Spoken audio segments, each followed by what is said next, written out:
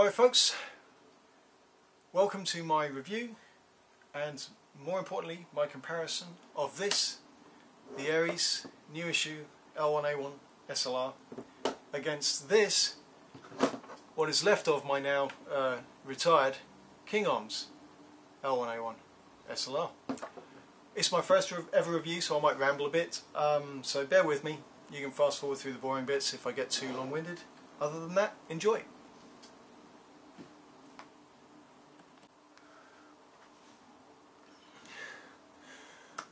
Okay, well, welcome to my first ever review, so bear with me while I deal with this. And it's a review of this, my ARES L1A1 SLR, a replica of the British service rifle from the Falklands War and many other theatres of war, obviously known as the right arm of the free world. Couple of caveats with this review. One thing this review will not be is a shooting review. There's not going to be any chrono video or accuracy results or anything like that. But what I can do is talk about the gun. I've taken it out and shot it at my local field a couple of times now. So to deal with that right now, my guess, I've not chronoed it, but it's shooting about 360, 370 would be my guess. That's with .25s. It's very accurate. I don't know if it has a tight bore or not. It's just a brass barrel in there. Seems quite light. It's got quite a lot of scuffing on it, presumably when it was put in the gun. But it seems to be pretty accurate. It shoots like a laser, and it shoots out to about maybe 180 to 200 feet with a reasonable amount of power. So it's not a gun I'd be afraid to field. The gearbox, we're not going to get down to stripping the gearbox either, so you're not going to see internals or how to get the gearbox out of the gun. But there are a couple of points with this thing that I would like to point out, including one particular issue that I'm not actually very happy about. So first off, it's a modified version 3, or so it seems. Internal parts from one review that I found online actually seem to be pretty good. Modified version 3 because of a couple of things. ARES have this thing about using micro switches for the trigger. Now with this gun, I don't know if you can see it there, but there's a plunger right here. That's just a fake plunger. I'm not sure what function it serves in the real gun. But you would imagine if there's a micro switch in this version 3, that would be the place they would put the micro switch to make the gun shoot. In actual fact, the micro switch is up here in the gearbox, basically underneath where the firing mechanism would normally be in a V3. To get there, it's got this odd little mechanical linkage between the trigger and the micro switch. And it seems a bit overly complicated, but there's nothing unusual with that when it comes to ARES gearboxes. The other thing that makes it a modified version 3, which I'm not particularly keen on, is that this is a motor in grip system, meaning that you can see here there's an adjustment screw on the bottom of the grip, and the motor actually lives inside the grip. The grip behaves as the housing for the motor, just like a version 2 M4 or most other version 2 guns. Version 3s usually come with a aluminium or a pot metal motor cage, basically a housing that attaches to the bottom of the gearbox here, and then it's just enclosed by the grip. The King Arms version of the L1A1, which was released many years ago now, had that system, although something interesting about that is that the version 3 on the King Arms is a standard version 3, except that the motor cage, the rake of the handle, i.e. the angle that it's set at, is quite extreme compared with your average V3 gun like a AK or something like that. This meant that King Arms needed to use a modified motor cage, which is not available as a part. Fantastic. Second thing about that is the King Arms motor cage was very, very thin in order for it to be able to fit inside the hand grip. As a result, any pressure on that motor cage would tend to cause it to snap, and that's precisely what happened with mine, which means that for mine to live and for mine to shoot, it's got to be taped up. I've not been able to find a replacement part for that, unfortunately, which means that my King Arms is essentially unusable. The other problem is that it snapped at the middle of the body, but we'll get to that in a bit. Okay, so that's gearbox, that's shooting, the barrel, the internals, all that stuff seems to be actually really good quality. Not upset about that at all. We'll get on to an issue that I was concerned about later. I told you there's one Achilles heel with that gun, and we'll deal with that later in the review. Okay, for the outside, it's really nice. It's a nice airsoft replica. It's got a lot of weight. I think estimates were sort of within a couple of pounds of the real gun. I'm not sure what that is. Comes with the plastic furniture. There is an option for wood furniture.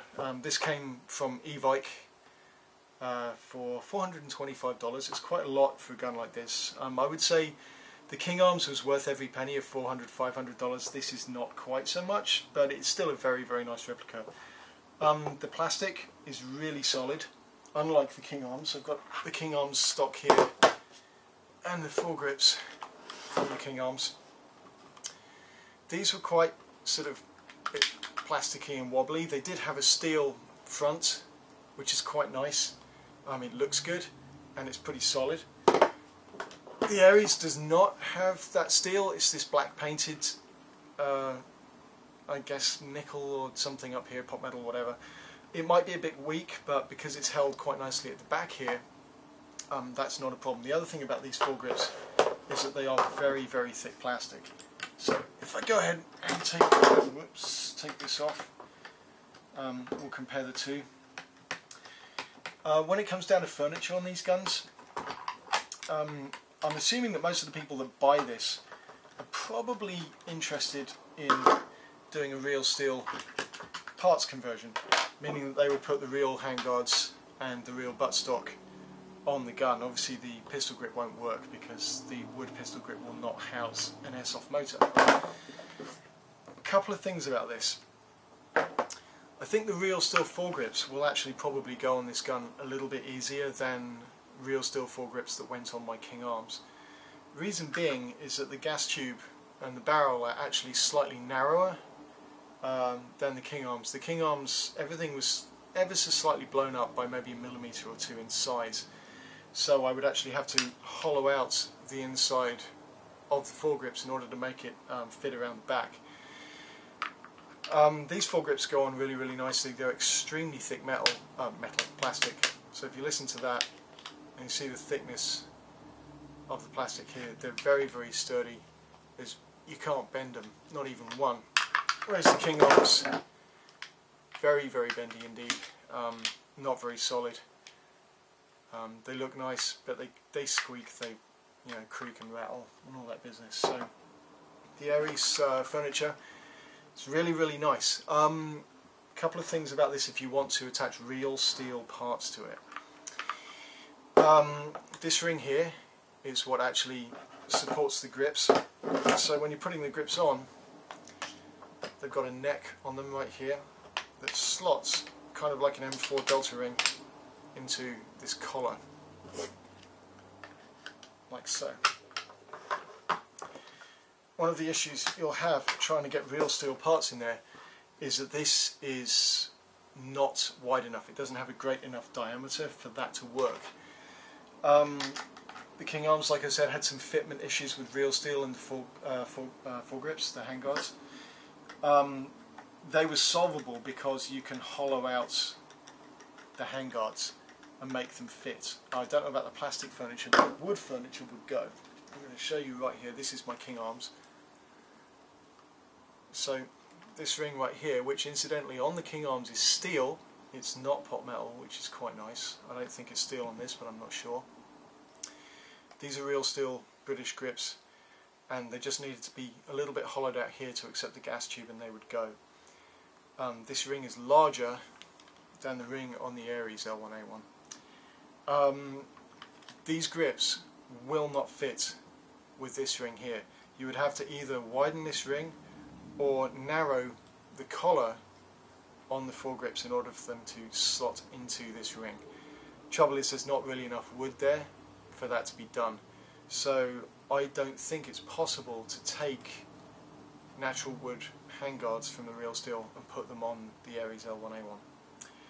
You could try, but you'd probably have to extend this ring. The way I've done it, if I want to transfer these foregrips from my King Arms to my ARES, this ring will actually easily come off the King Arms, and I can actually transplant it onto the ARES, and then the ARES will accept the real steel wood foregrips without any further modification. That's the only issue with the ARES.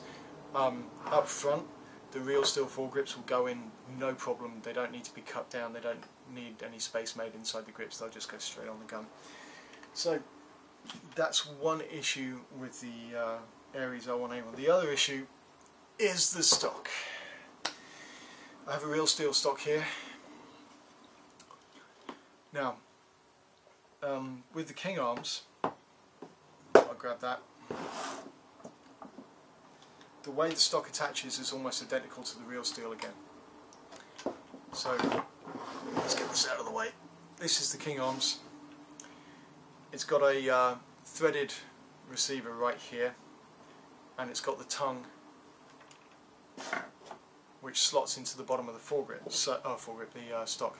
So the stock here has a recess in it for that tongue, and without any modification at all, none whatsoever, it just slots straight into the body and you're done.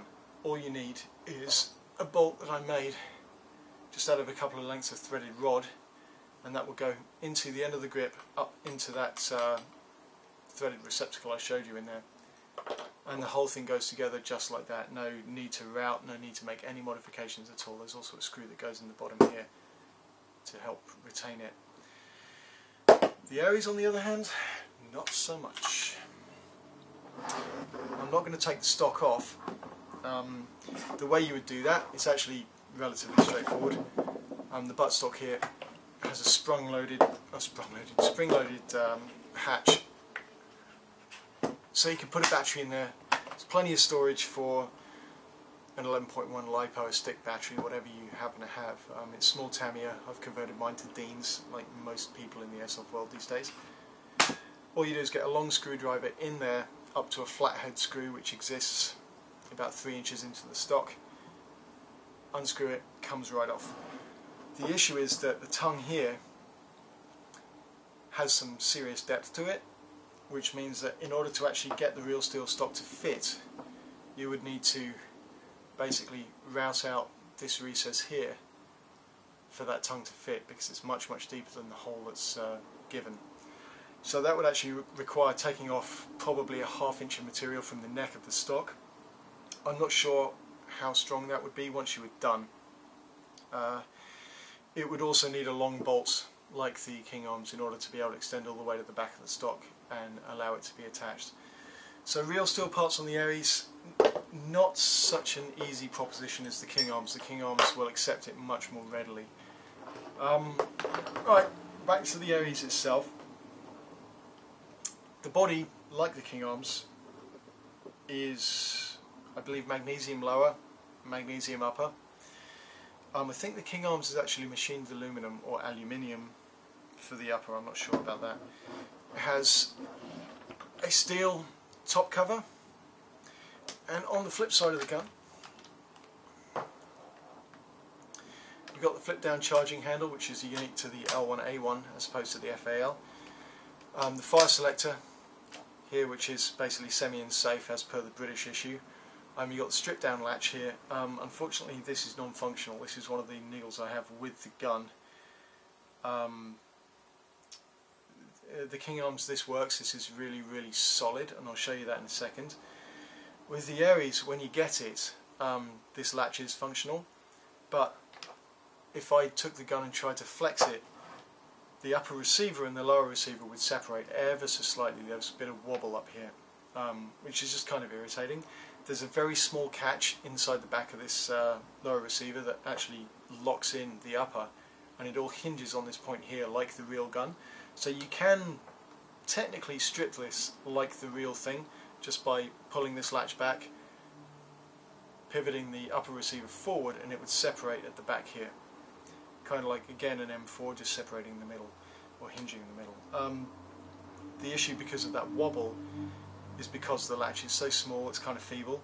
There's a grub screw in the back here. If you take the stock off, you can get access to it, that allows you to lock this teardown latch in place. That eliminates the wobble. It's completely solid, not going anywhere. Problem is, of course, the teardown latch, which is kind of a nice feature of the gun, is no longer functional. That's okay for a couple of reasons. To strip this gun down, which I'll show you in a bit, you don't need the teardown latch. You don't need to tear it down like the real thing. The King Arms, it's better that way. Again, you don't really need to do it, but it actually is quite nice to be able to do it. All you would do to tear it down is remove the hinge screws here. You'd take the pin out of the magazine latch right here, which is just a punch through. That's pretty straightforward. There is a spring that you've got to be careful of, and then the lower will simply pull away from the upper. That's that. As far as the body construction, it's pretty solid. Like I said, it's magnesium. It's fairly thin walled along here. We'll do some comparisons with the King Arms in a bit. Other than that, it's quite heavy, quite well made. The steel parts, there aren't any steel parts. The charging handle is not steel. Fire selector is not steel. Takedown latch, not steel. Not steel. None of it's steel. Only the top cover is steel, as opposed to the King Arms. That's a little bit of a shame, but it's part of the quality issue. The other thing that you'll see on the King Arms that you won't see on this gun is that these pins are purely imitation. They're moulded into the body of the ARES. Excuse me. So you can see here these 3 pins, they're just moulded in and painted. Again, on the King Arms, which we'll take a look at in a bit, these pins are not pins, but they're inserts made of steel that actually look pretty real. So, as for the hop on the ARES, I'll take a look at that. So hop adjustment, as with all of these guns pretty much. Charging handle on the other side here. Pull it back.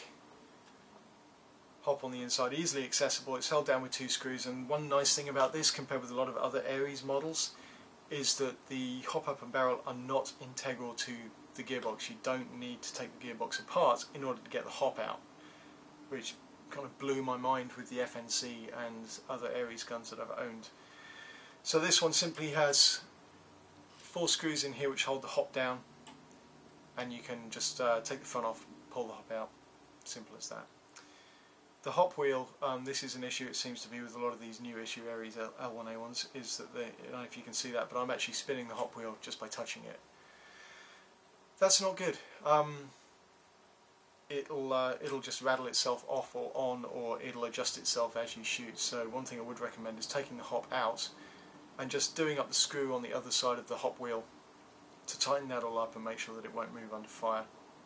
Other than that, same thing with the King Arms when you release it. It's a bit light and kind of fluffy, but the charging handle flips forward. The ARES gun, as issued from Evike, does not come with the flash hider.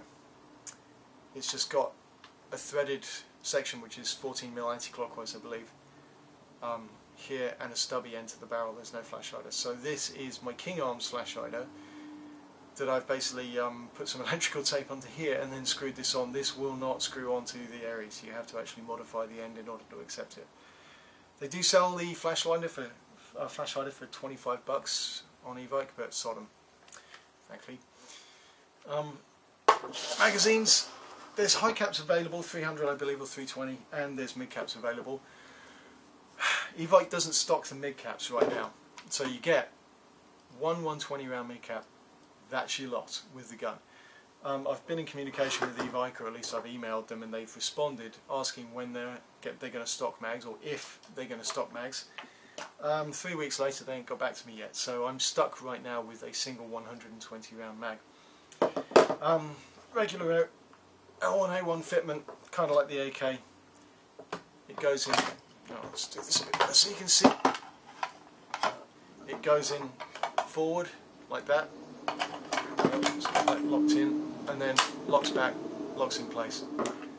Mag release on this side of the gun, just push forward, lock it forward, out it comes. Dead simple. A couple of things about that. Again, as opposed to the King Arms, which is kind of the point of this review, the King Arms is much more body-wise, fitment-wise, it's much more sort of true to the real steel gun.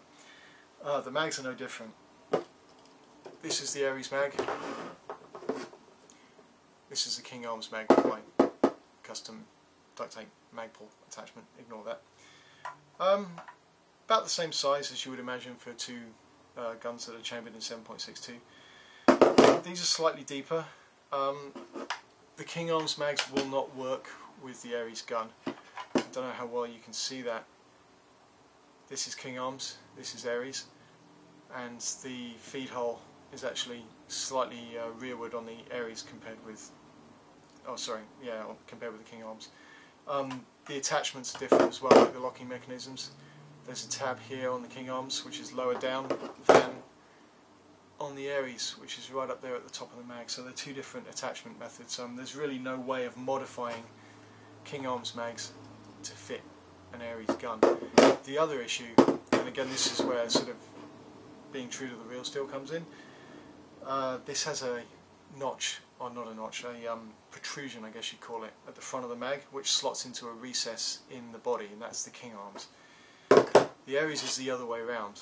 The ARES, the mag actually has a slot on the front, and the gun itself has a protrusion in here that engages the slot, which is opposite from the King Arms and from the real steel version. Okay, well that's it for a general overview of the gun. So what we're going to get into now is just a little bit more of an actual comparison between the King Arms and the ARES itself. And the reason for this is I'm imagining that actually a lot of people who are going to purchase this gun are probably replacing their King Arms, or own the King Arms already, or are interested in it because of the King Arms, because ARES and King Arms released L1A1s at about the same time, I think way back in, like, I don't even know, maybe 2006, 2007.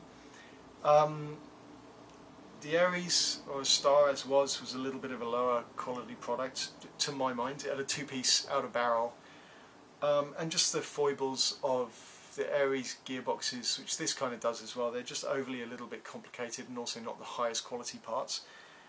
This gun, like I say, shoots fine, sounds fantastic. In fact, I've got a battery in here, the gun is clear. I did clear it before I started this, so I'm going to set it to fire. If you just have a listen, this is semi-only.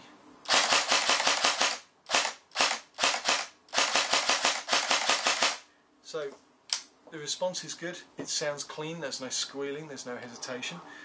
The parts are good, it shoots really quite nicely, no complaints at all, and it's solid. I don't think I'm going to break this gun unless I fall on it. It is quite slim as airsoft guns go. It doesn't have a lot of meat on it, particularly at the neck here, which is sort of the point between where you grasp it forward, grasp it aft, so of course there's quite a lot of bending going on there. I actually managed to break my King Arms at the midpoint. That happened because I fell on it. I was shouldering the gun, I fell forwards, and I took a core sample out of the ground with the muzzle, and the buttstock was still in my shoulder, and that actually managed to crack the aluminium on the upper receiver around these points. Gun still worked, these points still screwed in, everything was fine, but obviously over time those cracks expanded, and now it's kind of got to the point where it's not really usable anymore. I don't think you're going to have the same problem with this gun, although if you do land on it, obviously it's going to break. It's not going to be as resilient as, say, my LAD-5 from Army, which is completely made of steel, and I've fallen on that several times and it just carries on trucking. It breaks me before I break it. Okay, so what we're going to do now is take a detailed look at the upper receiver compared with the King Arms. To do that, what I'm going to do is take this apart. So, let me get my tools. Right, so to strip this gun, you've got hinge points in the middle on both sides. You do have to be a little bit careful with these. The ARES, this is one of the differences between the ARES and the King Arms, and it's not a significant one. I'm not sure which design is better. I think actually the ARES may be better. I'll explain why in just a second. So what you need to do, using an appropriately sized screwdriver, this is not an appropriately sized screwdriver, simply unscrew this plate here. Now, let me see if we can see this. This screw is very, very thin indeed. It's got a reasonable thread on it, but it's also not steel, whereas the King Arms ones are. And it actually goes into this recess here, and you can see actually there's quite a shoulder here. That's a pretty thick piece of metal, which is a good thing because that is the connection between the upper and the lower receiver. So if you do happen to do what I did and fall forwards onto the gun, this is the area that's going to take the brunt of that force with a little help from the back. My King Arms cracked at this point because for some reason, although they reinforced it at the back, the metal that the reinforcement was attached to is very, very thin. As a result, it cracked. So this is actually a better design in my opinion. Now, on the other side, there's a similar screw right there. Let's get this ridiculous carry handle out of the way. So I'm going to go ahead and take that one out as well. Be very, very careful with these because they are not steel and the receiver is not steel. There's a good chance you can strip those, taking them out, putting them back in.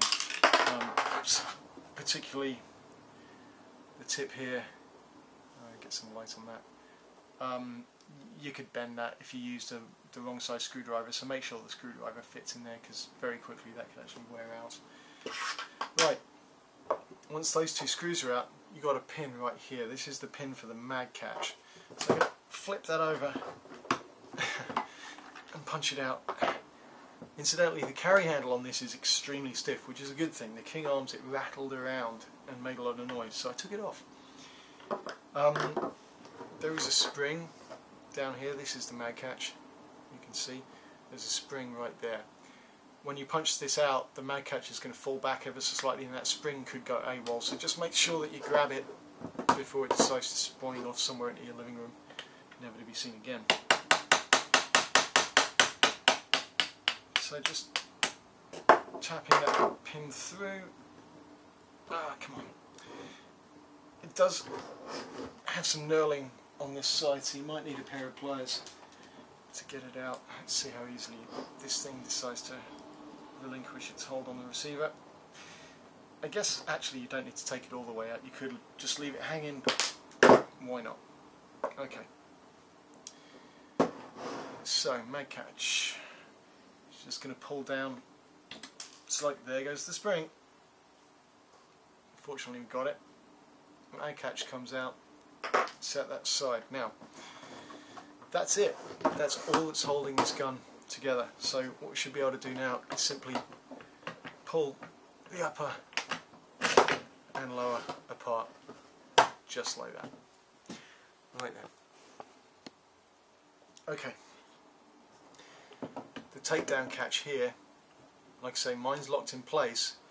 You could split the rear here and have it hinge at these points. Don't do that.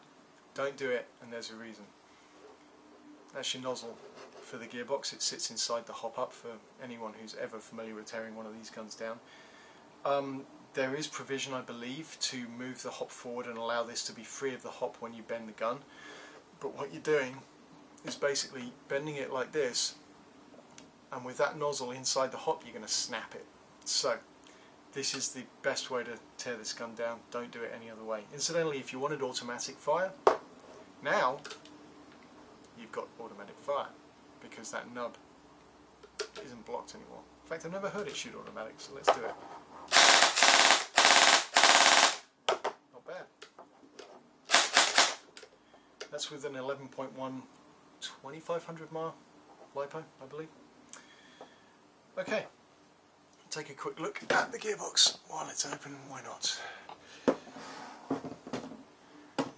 Pretty standard V3. Modified, as I say. There's no motor cage at all. The motor is contained inside the grip, as witnessed by this screw here, which is horribly out of focus. See if I can get that a bit better. Okay. We might as well focus right now on one of the things I really don't like about this gun, and it's got to be changed before I use this properly on the field. I'm going to get this in focus so you can really see this here and get my flashlight out. Okay. Most version 3s underneath the gearbox have a hole, and that hole, I don't know if you can see that, I'm trying to get it in. Okay. You can see the sector gear in there.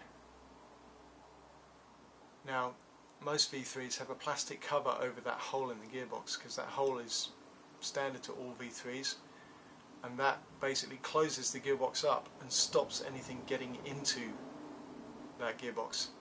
This gun doesn't have it, which means that your sector gear and the entire gearbox is basically open to the air right underneath where the trigger is. That's no good, that's no bueno. The first time you go prone with this gun in the sand and you kick up a bunch of dust and whatnot, it's going to go right into this hole here, up into your gearbox, and once there's sand in that gearbox and in the grease, it's going to tear itself to shreds in short order. So that, to my mind, makes this gun completely unusable anywhere than other than just a forest where you're not going to go prone, you're not going to go down and get anything inside or on the gun. Best solution to that right now, I've not taken the gearbox out, but once the gearbox is out I'm going to put a piece of tape under there, or possibly just tape the trigger, wrap it around the handguard so that there's something there to stop gunk and crap getting up inside that gearbox. Right now, don't use it at a sandy field like this, it's no good. Right then, I'm going to put that aside, and now we're going to get to the meat of this, which is true comparison between this gun and the King Arms. Okay, so we have a bit more light now, and here it is, side-by-side comparison of the ARES and the King Arms. Initial observations. Now, a couple of things to note. I've been using this King Arms for a very, very long time. This was the first sort of really high quality airsoft gun that I ever had, and this has seen some serious action from nationals to all sorts of, it's travelled a lot, and it's been beaten up pretty hard. It's survived pretty well. One thing about the King Arms, with the ARES, the hop-up's pretty standard. It's just a sort of M4 style hop-up. I'm not sure what else it would be compatible with. It's not an M4 hop, that has to be clear. The King Arms has a sort of a SIG 552 type wheel hop, where the adjustment actually sort of exists around the barrel, I guess, if that makes any sense. The hop on this would go once a year. It would just start to lose FPS, lose compression, and I'd actually have to, it wasn't the gearbox, it was the hop, and I'd have to basically renew the hop, put new bucking in, mess with it to get it back. So it was a little bit finicky. When it shot well, it was astounding. I mean, really, really good gun. I would say the ARES right now, brand new, is shooting pretty much as well as this did. I think my King Arms was a bit hotter, but it just had a better spring in it.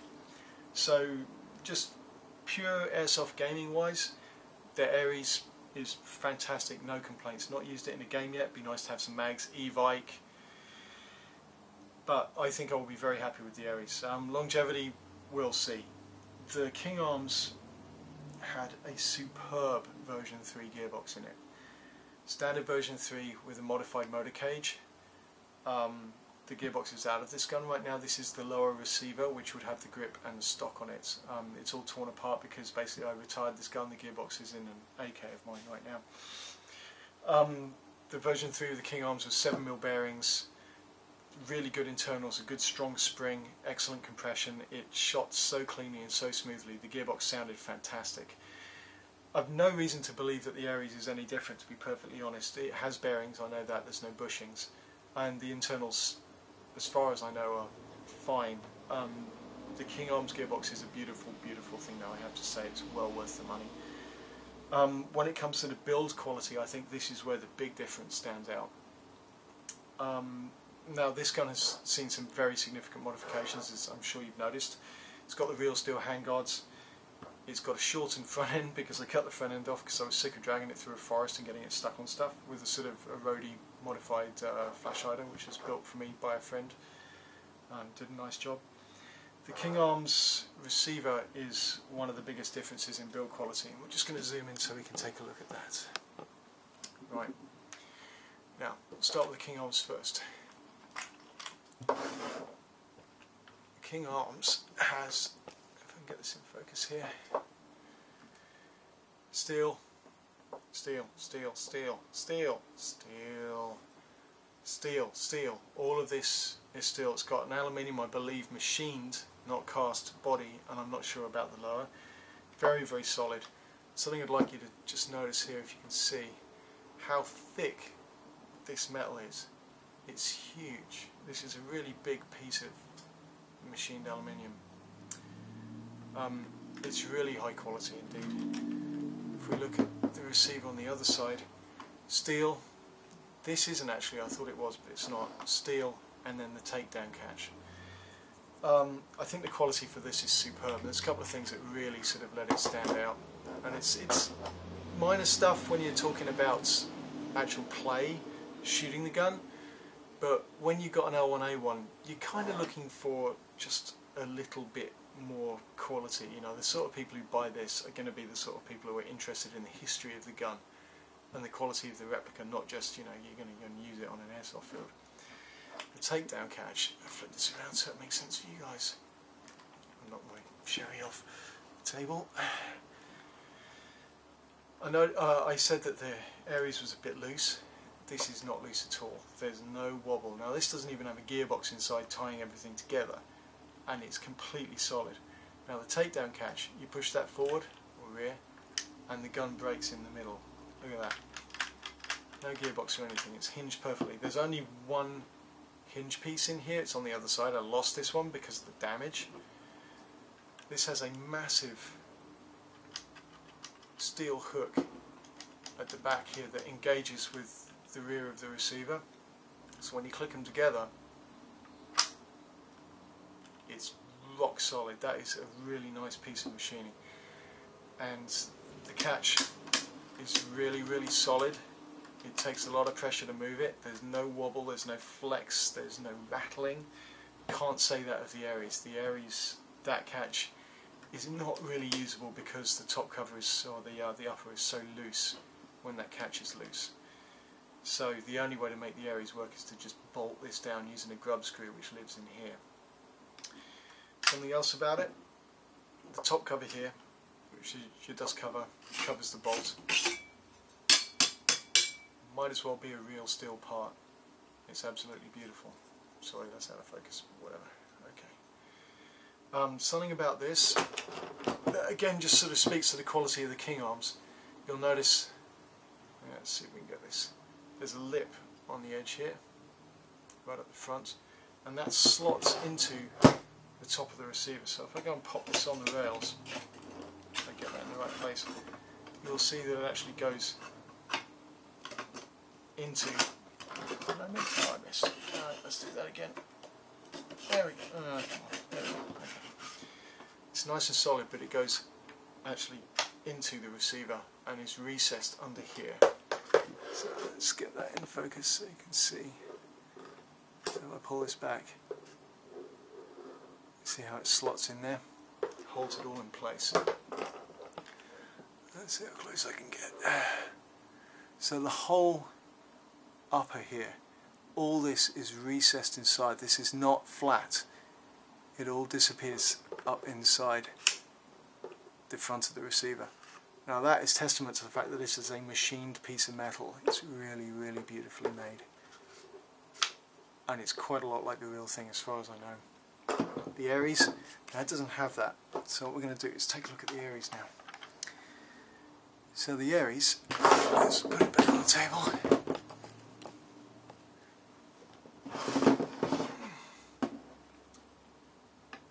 It's not steel, not steel. It's okay, kind of flappy, not the greatest. Flip it over here. Again, it's just, the finish isn't that great. It's just paint. The metal here is very, very thin. I mean, it's still solid enough, don't get me wrong. You're not going to bend it or snap it or anything. But it's quite thin. And it's clearly not, you know, the same quality as the King Arms. Again, it's fine, it looks awesome just as an airsoft replica in general, but it doesn't feel like you're holding the real steel. It's not a problem for most people, but I think people who buy the L1, it might actually matter to them. The top cover is actually the same as the King Arms. Oh blimey, that's tough. That's not actually coming off. I wonder why. Well, I've had it off before. Alrighty, well, we're going to have to do it without taking the top cover off. Give it one more try. No, that's not moving. If I'm missing anything here.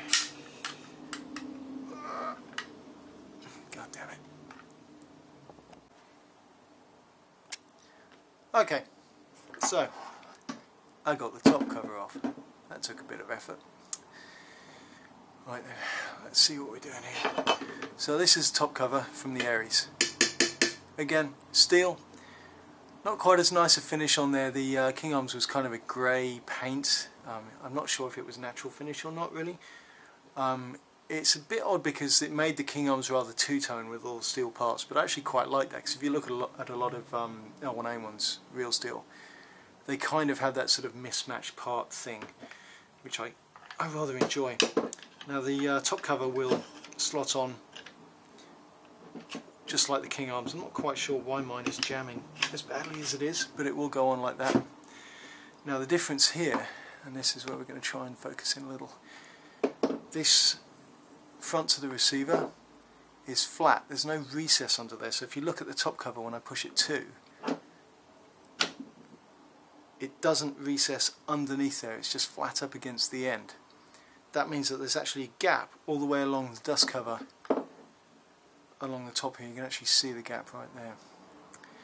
Now again, these are all minor points really. Good Lord, that's stiff. There we go.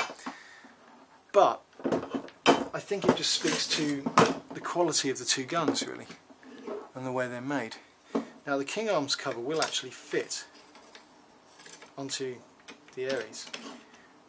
It's a little looser, not quite as tight probably because of the paint, but it won't go all the way forward because this has a lip on the front of it that recesses underneath the front receiver on the King Arms, and it won't go.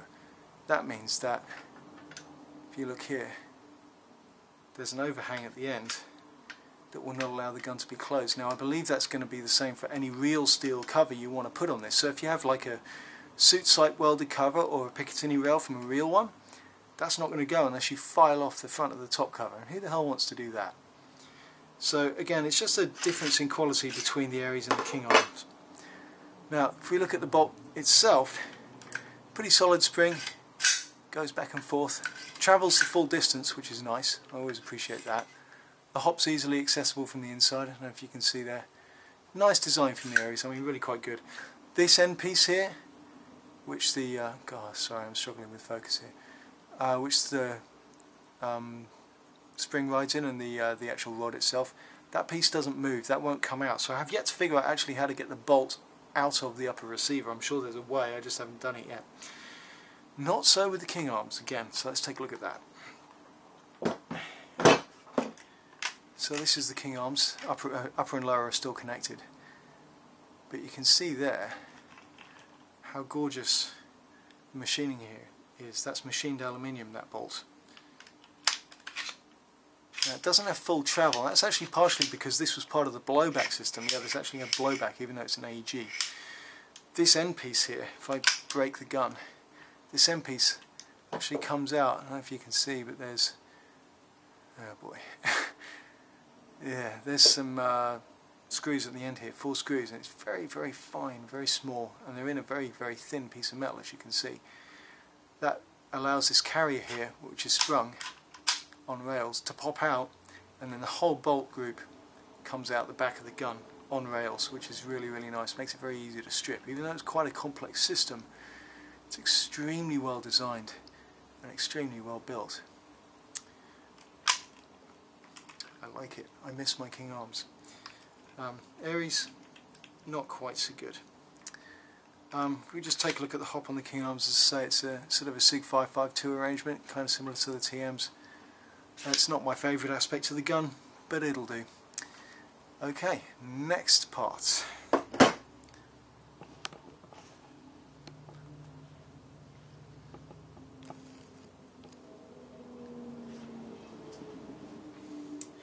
Right, the last part of this comparison is going to be how the front end strips basically. It's just kind of another demonstration of the quality of the King Arms as opposed to the ARES. And again, not saying the ARES is a bad design or anything, it's a very simple design and it works extremely well.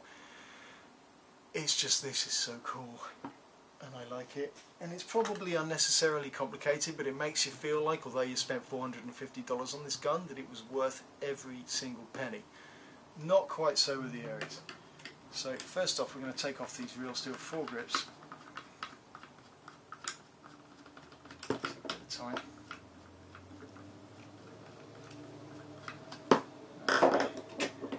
Now again, one of the sort of foibles of the King Arms is that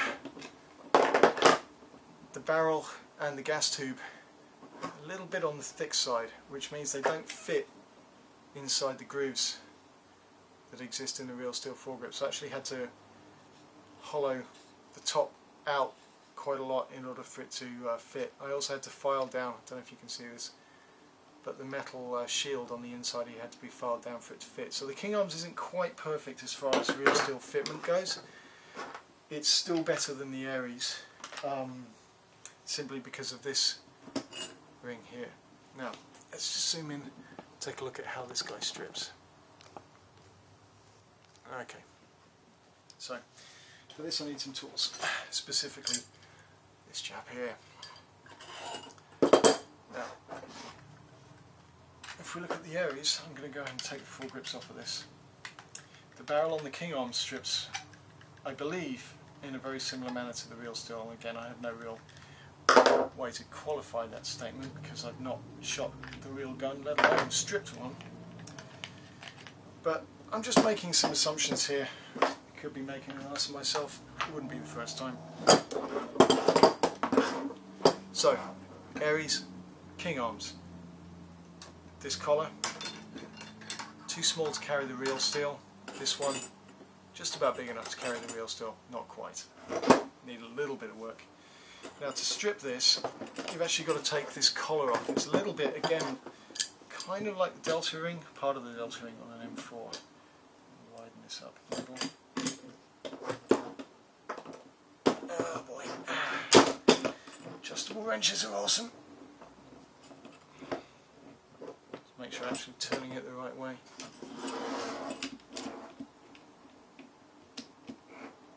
There we go. Okay, got this now. So when this comes off, you'll see it's its own separate part. So to pull this off the receiver, that's its own piece, and there's a collar on the barrel that fits into the threaded recess in the receiver. So all this threading here is actually part of the machined receiver. Now, in the same way, we can actually unscrew the upper gas block here, which frees it, well, gas tube I should say, which frees it from the gas block, so it's kind of loose, and the whole lot comes off just like that.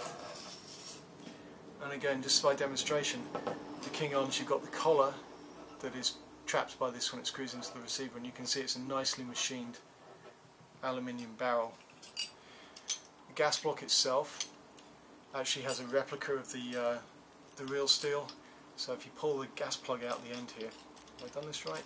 I don't think so, go the other way, there we go. So replica gas plug and replica gas piston. God damn it.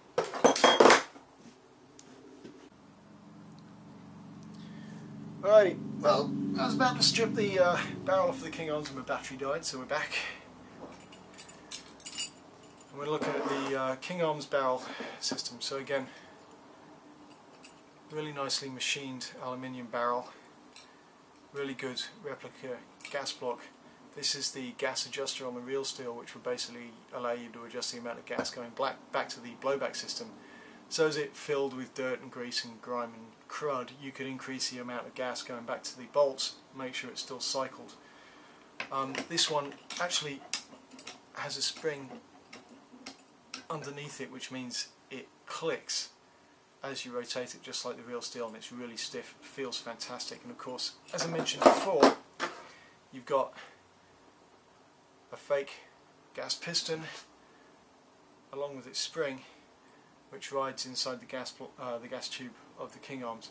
Just a nice touch. Again, completely unnecessary, not needed, no bearing on airsoft whatsoever. But as a replica of a firearm goes, it's above and beyond. I mean, it's a gorgeous piece of design and machining, basically. I really, really appreciate this kind of stuff.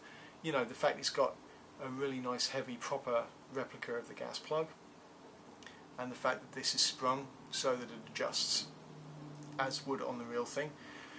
I really can't say enough about it. You know, even the barrel mounting system, just the fact that it's got this really nice, big, heavy steel collar that threads onto a thread on the upper receiver that's machined into it. I mean, I think that's absolutely great. Let me just kill the focus just here, so, okay. Right, anyway, so that's the King Arms.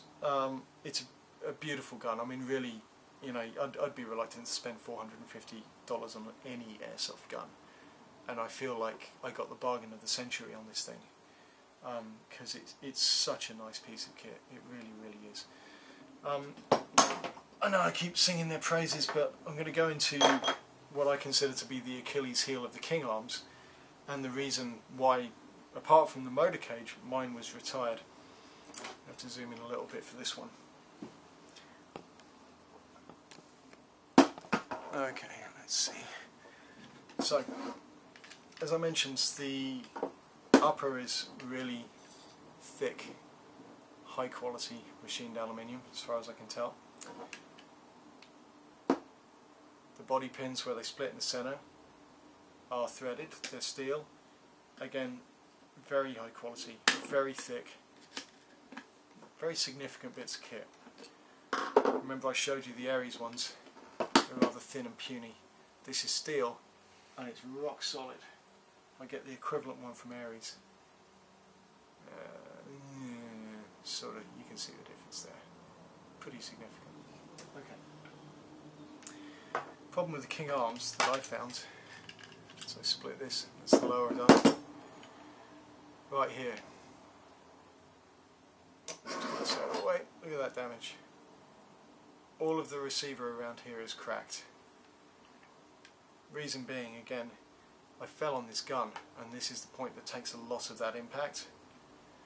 Now, on the inside here, let's see if I can angle this so you can see, there's a big thick reinforced block, which is where those body pins screw in. Well, that's all very well, but where the block is actually mounted, let's see if I can get you to see this. So there's the damaged part. Where it's mounted is extremely thin metal, so you've got this nice reinforced block here that's threaded, but at the base of it, behind here, the metal is probably about 1/8 of an inch less. And that's not really good, because that's, you know, that's where the body is actually hinging together. That's where the upper and the lower attach, and although it's got some support at the rear from the sort of back plate of the lower receiver, it's not physically attached. It's clipped in. That's the only point where they really physically attach. As a result, when it took a serious jolt, when I fell on it, which, I mean, to be fair, most airsoft guns would break with my, you know, 180 pounds landing on it from a dead run. Once this cracked, it was basically game over for this gun. It stays together and it does still shoot. It works fine, but you've just got that sort of lack of confidence in the gun now, where, you know, as more and more pressure is put on this already damaged point, it's just going to crack across here. Then you're going to lose the bottom of the safety catch, and that really will be done. Another thing about the King Arms, the way the safety catch locks in, this is actually pot metal, it's not steel. The mags are steel, and they've got a steel clip that rides on the safety catch. Right about here in the gun, it's hard to see, I know. You can see that there's some wear there. Well, as the mags clip in and out of the gun, it wears on the safety catch to the point where now actually the mags are a little bit loose. Now, okay, it took 4 or 5 years of fairly heavy use to get to that point, but once that point is reached, the mags probably won't clip fully into the gun anymore, and you're going to start to have feeding issues. Result being, of course, then that your gun is no longer good. Now, all you would need is a new safety catch in order to solve that problem, but of course, King Arms, no parts available. What I could do to fix my gun right now? Motor cage, upper receiver. Problem solved. Can't get them. King Arms aren't even making this anymore. Okay. That's the lower for the King Arms. That is a heavy, heavy piece of equipment. Good God. You can see the huge clip for the upper receiver that holds the whole lot in place, and that is why there's no play in the gun whatsoever. I mean, that is worthy of a real steel firearm right there. It's not going anywhere. ARES. Okay, so we're going to talk about the barrel assembly. Zoom out a little bit here again so that we can see. So, gas block. Nowhere near as exciting. A little disappointed with this, to be perfectly honest. Gas plug here, it's just a screw out part. There's no replicas in here. It's just a threaded piece. So it's just there for show. I mean, the King Arms is just there for show as well. But there's no effort when you strip the gun to make it strip like the real thing. Again, does that impact your life as an airsofter? Not really. Does it impact your life as a sort of, you know, stitch counter and a reenactor or whatever, which I'm not? But yeah, that does. I like the fact that King Arms, you know, they really put an effort into the design, and it was as expensive as this gun. Gas adjuster, just spins freely, not clipped in, kind of loose, not steel. Yeah, don't like it. You know, you touch it and it just flaps around.